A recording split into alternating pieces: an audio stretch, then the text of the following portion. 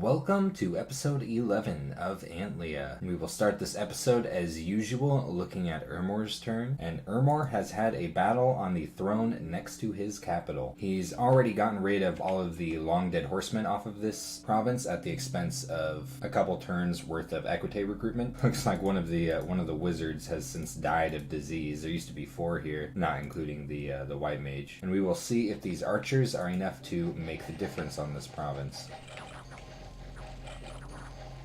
Nope.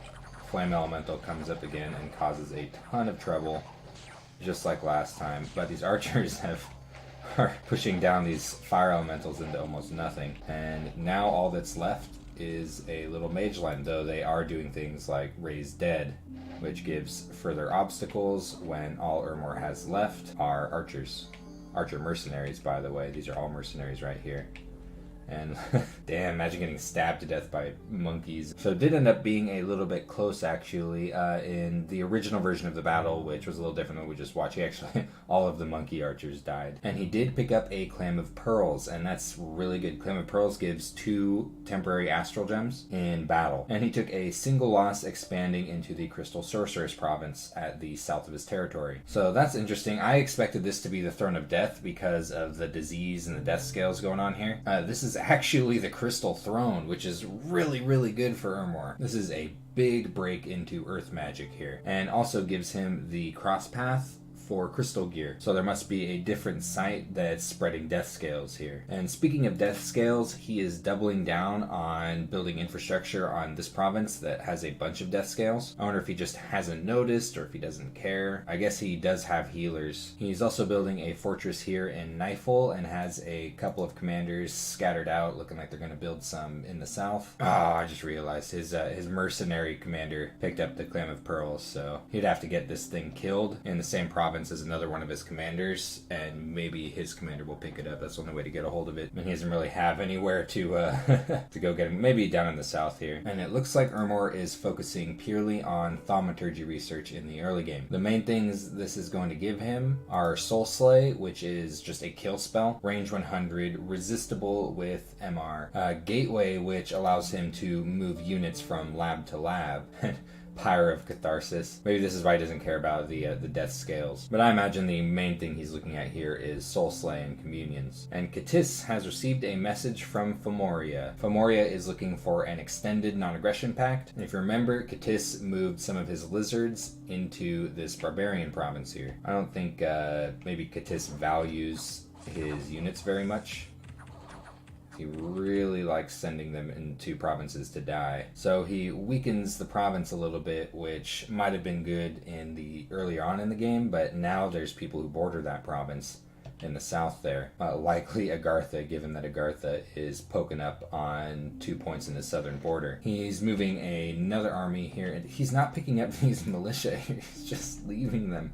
Every time he moves through the province, he just leaves them. Maybe he's going to attempt to take this barbarian province again. But otherwise, not a whole lot is going on. He's beginning to site search with Death 2. Honestly, I would just site search with this guy. Even though he's such a good researcher, these are great paths for site searching. This is the best astral and nature, Catis, and technically death that Catis is going to get. Easily, at least. And Agartha has received a message from Fomoria. Fomoria is complaining about the bump that they had, where Fomoria got wrecked, and is proposing a non-aggression pact. And Agartha expanded into the lake next to her capital, so we get to see how the Pale Ones do underneath the ocean waves, which very well considering the amount of mine blasters she's brought along. At least for this province, there weren't very many units here. 10 Tritons finished off almost entirely by the Great Olms, and now Agartha is looking to expand northward. I guess she already has been, but I'm very much projecting her to capture these 2 provinces here. She's sending a Troglodyte Lord into Dubrus, and is gathering most of her forces in this region here on the Canis Plain. And I'm presuming she'll be moving on to Midria after that. She's getting some more site searchers moved out, and it's looking like she's going to move this little earth mage over to build a lab at Bayville. I'm wondering how Catis is going to feel when he sees that both of these provinces are in Agartha's. I mean, I'm presuming that Agartha is going to end up with these. And Ermor is moving into this province right here. Things are closing really fast for Cadiz. And Fomoriya has received a message from Oceania. Oceania is just trying to figure out exactly how a non-aggression pact works, which I guess in general you kind of do have to ask people what their opinion on a NAP 3 is, because people do have different opinions. And merchants have opened up shop in one of Fomoriya's temples. They're making a decent amount of money, but Fomoriya isn't seeing any of that, just seeing people disillusioned with the powers of Fomoriya. And Fomoriya doesn't have anywhere else to expand to. This is it. So it's looking like it's just going to be infrastructure for him for now. He is moving a commander to the Steel Ovens province, which is really good. I presume he's building a fort there. And you know, he has all of this gold sitting around. This early on in the game, in my opinion, I think it's really important to get forts started as soon as possible. Like, he's got 2 provinces where a fort, in my opinion, should already be going up. He's had the gold for a very long time, especially this one right here. Like, when it's turn 12 and you only have a single palisades going up, you're taking a big risk. Like, what would happen if, say, Shabba decided to attack Fomoriya, raided this province, and interrupted the palisades being constructed and sieged his capital? What would Fomoriya do? And that's not very unrealistic. I mean, it kind of is because of Shabba's early game situation, but just in a normal game, someone doing that is not unrealistic at all. In fact, I've seen it before. Like, when something like that happens, oftentimes you just lose. Especially if, 2 people happen to attack him in the early game. Interrupt a fort construction, siege the capital, you're done. So I think it's really important to have more than 1 fort going up around this time. Ideally, at least about 3. And Vanheim has had a few expansion battles. A couple of them are pretty interesting. One of them because it is a bump. Yomi moved onto this province with some mercenaries, and these mercenaries did attack and take the province first, which means some of them are weakened up. This one has 1 hit point left. Yeah, these mercenaries have taken quite a bit of damage in the previous fight here. And then they have to fight a fresh and well-fed Vanheim army. So we'll see if the mercenaries manage to inflict any damage on the Vanheerses. I mean, they might get the commander. Ooh. But some of Vanheim's units are berserk, so they stay on the battlefield and end up taking the province. So very costly fight for Vanheim, but he does get the province in the end. I do consider that worth it, losing a Vanheers, as this province will pay for the Vanheers and more in the long run. He also had a battle against an absolute shitload of barbarians. And he's got this envelopment script going on, but you know how I was talking about earlier where I didn't think this was big enough? Like, the barbarians might be wider than his envelopment, but we'll see here. Yeah, the barbarians end up enveloping his units. Another thing to note about this script is his Vanheerses aren't far back enough so that they meet the line at the same time as the Huskarls. As the Huskarls, before they run in, they're going to do their javelin script. And this meant that the Vanheerses came in and got surrounded and beat up.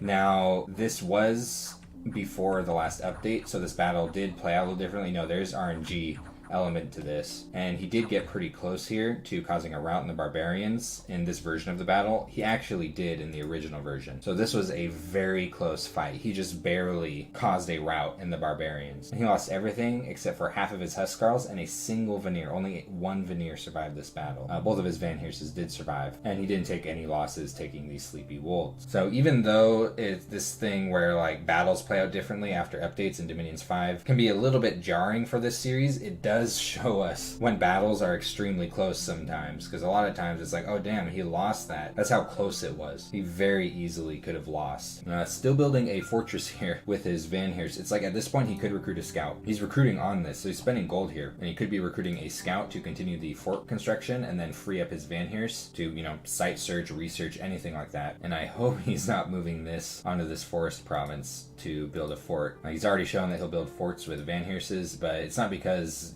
building forts with Vanheers isn't very efficient. It's because this is a terrible place for a fort. But I can't imagine why else he's moving his Vanheers up here, because he hasn't been site searching with his Vanheerses. Maybe he is just going to begin site searching up in this corner. But no matter what happens, Vanheim doesn't have too much to complain about at this point. He is sitting on 15 provinces. I do think that there are about 15 or 16 per player, something like that on this map. So he has expanded at, I guess what you could call sort of perfect efficiency, not above or below average. And his research ramp is looking getting really good at the expense of site searching. He hasn't done any site searching at all. But with his research ramping up as quickly as it is, with his research goals, I'm thinking he may end up actually being pretty powerful in the mid game. Though, especially because he's researching construction 4 right away, he really does need that site searching. He needs gem income. Right now, all he's getting are 7 gems a turn, 4 air gems, and 3 earth gems. He does at least have a dwarf at this point. These things have master smith. They can build dwarven hammers at only earth 2. Oh, they got new sprite work with the last update. That's pretty cool. And dwarven hammers will make his construction much more efficient. Oh, Yomi's got a lot going on. Yomi's message from Agartha. Agartha's saying that if Shabalba and Yomi do go to war with Femoria, that Agartha isn't really willing to push too far into Femoria, to maybe just take a couple of their provinces, and that Agartha's main focus is in taking out Katis because of the pretender name that Katis went with is confrontational to Agartha. Now, I have no idea what this song is right here. Sonic Yomi, what? And really interesting message from Femoria here. Femoria is tattling on Shabalba because Shabalba was talking about invading Yomi to Femoria, and Femoria is asking Yomi, like, hey, let's team up against Shabalba. Man, this triangle right here between Femoria, Shabalba, and Yomi could get really confusing depending on how Yomi interprets this message. Now, I have a feeling that Shabalba's message might have been misdirection to Femoria, but, it's who knows? So this is something that you do have to take into consideration when you're sharing plans about invasion with someone, is they might turn around and tell that person what's going on. Now, they could, of course, lie and say, you said something that you didn't actually say, but still, always a risk. And Oceania is just giving his 2 cents that Ermor and Femoria are probably the better priorities in defeating. Yomi found a bunch of magic sites this turn, a witch's bog that supplies death and water gems, and a hidden gold mine, 100 gold per turn. Now, Yomi, if you see here, is only getting 70 income on this province. That's because Yomi only gets 75% of the gold income from any province in particular, and he also has sloth and turmoil scales. So Yomi's income in general is going to be dog shit always. He found gem deposits here in Questria, more gold per turn, but just like the other one, only 55 gold, even though it's a 75 gold magic site. Elusive lights here in the caves, fire and air gems, very thematic to the mage that searched it. And we know what happened in Hall Woods. His pioneers defeated the Jaguar tribe here, took a lot of injuries and HP loss, and then got killed by a Vanheim expansion party. Now, this was a little bit close. I do wonder that if Vanheim had attacked the province first and been weakened, Yomi, I think, might have won this. It's still really close. Vanheers are really strong. And when they go berserk, it's like you have to kill them to remove them from the battlefield. They're not going to run away. So this could have ended up a little bit different for Yomi, I think, if Vanheim happened to attack the province first. But that's not what happened, and Vanheim ended up with the province. He also pinged a throne here in the Forbidden Forest. That is a lot of young maidens. Blood 3 mage here, disgusting. This one isn't super powerful, but still has plenty of blood slaves around him. Death 2, blood 2 stacked with death gems, and another fairly weak conjure, but blood 1 with blood slaves is still definitely capable of contributing to offensive power on the battlefield. Quite a bit of heavy infantry, actually. All in all, not too challenging of a throne. Could be a little bit finicky with the amount of blood slaves here, but I think specifically Shabalba would have a field day here because of his attack rear capabilities. There's not a whole lot of stuff with armor on the back line here. Also, someone requested this, I forgot to check, Yomi's pretender's injuries after the fight with Ermor. His bird got a never healing wound and lost an eye. Losing an eye sucks.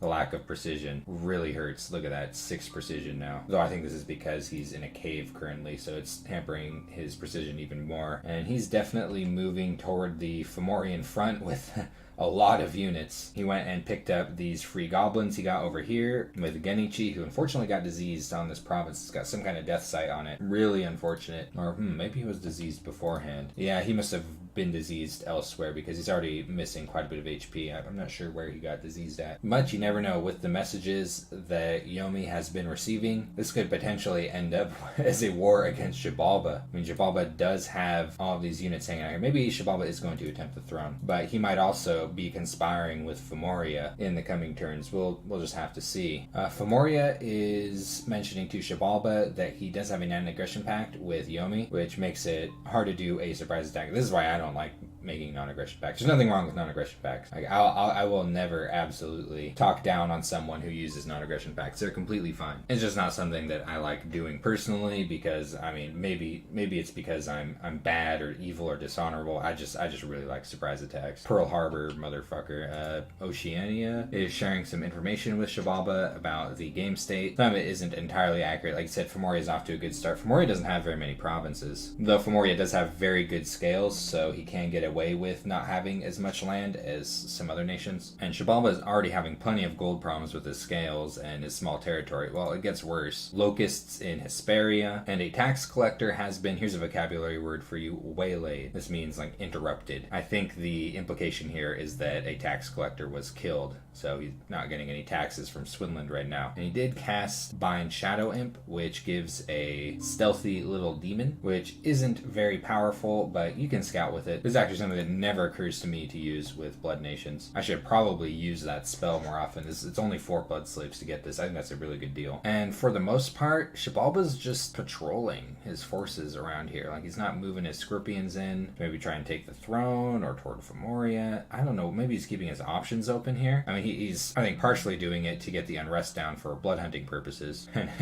Instantly casting Bind Beastbat with a couple of his blood mages on his capital, and he really needs to get his blood hunting up. Beastbats are decent flying sacreds, not the best, not the worst. The Onaki here actually free spawn Beastbats. You can see them behind as he summons a couple at the beginning of every battle that he's in, but also just free spawns them in Shabalban Dominion, which usually when I play Shabalba, I try to go for a strategy that centers around recruiting some of these as soon as possible, specifically for that reason. But I am curious to see what Shabalba's plans are with this strategy, this absolutely tanked Rainbow Pretender strategy. He will soon have Conjuration 3. He seems very determined to reach this research goal as he's using his Pretender to get there. I definitely think he's thinking about Jaguars and Scorpions, which with this Bless, I mean, yeah, go for it. I'm not even really too familiar with these Sacred Scorpions here. He definitely has the Earth income to summon a lot of them. He's got a mage here that has exactly the paths to do it. In fact, the fact that he's recruiting these, actually, I'm thinking he's going for Sacred Scorpions. Yep, those are the paths. Maybe that's what he's waiting for before picking a fight with either Femoria or Yomi, depending on which messages are true. If that's the case, it's still going to be a few turns before Shabalba does an invasion. Oceania has received a message from Katis. Damn, Katis is tripping out about Femoria too. Everyone wants to attack Femoria. What the heck? I wonder what Femoria did to everyone to make them the target. Oceania had a couple of expansion battles, this one with his Pretender against an Initiate of the Deep, accompanied by a few Sea Trolls and a little Octopus. Let's see if the Krakens will manage to lock tentacles in this fight. Well, they gotta get through a wall of Sea Trolls first, and oh, I wanted to see the big Octopus eat the little one. The Initiate of the Deep got slaughtered back here. So loses most of his Ictitars, but otherwise no issues in taking the province. And an Embracer, this is where he sent quite a bit of Ictitars with a couple of Afro-y against Amber Clan. Oh nice, this commander here has a snake ring. I'm not sure why he did the hold and attack option. I guess it doesn't matter that much. But this is a pretty good example of why you've really got to respect Amber Clan. Like, his Ictitars went berserk, so they stayed on the battlefield, which in some cases is a good thing, but in this case, it allowed the Amber Clan to completely clean up all of his Ictitars, as well as Afrois. His Afrio Lord also didn't escape, so he lost everything. Now, this province is pretty softened up at the moment, so it shouldn't be too hard to take at this point. There's just, like, 7 Amber Clan guards left, and he's moving more Ictitars over to deal with it. I really think these Ictitars are a mistake for underwater. They're great above water, but underwater, they're not the best. I think the cavalry is a lot more effective, both the Icti-Centaurs and the Afroi. But even then, I still do like to mix in a few Ictitars just for the chunk. It's just when you rely on lines of Ictitars, things like this happen. And now he's got to get back to this province. He's not aware of it, but Agartha owns these provinces here. Agartha could move in here with an expansion party, absolutely. I don't know if Agartha would, it's a little bit aggressive to move into the main pond when there's an underwater nation. It's definitely great. It's kind of like a water nation moving up onto the coast in your territory, you know, surrounded by your provinces. It's like, hey, what are you doing, buddy? And after Agartha takes this province, like, she's not going to have anything else to do with that expansion party. She might just move right down in. It would be funny. Check out this event. So is this an example of being waylaid here? Man, this tax collector's based as shit. He just takes all of the taxes from the province and organizes an orgy with it. That guy has his priorities straight. Put me to death, but only if it's afterwards. So that has been turn 12 of Antlia. Got a bit of a confusing combat triangle going on with Fomoriad, Yomi, and Shabba, but not sure how this is going to pan out here. I imagine we will be discovering what's going to happen in the next couple of turns, and I will see you in the next episode.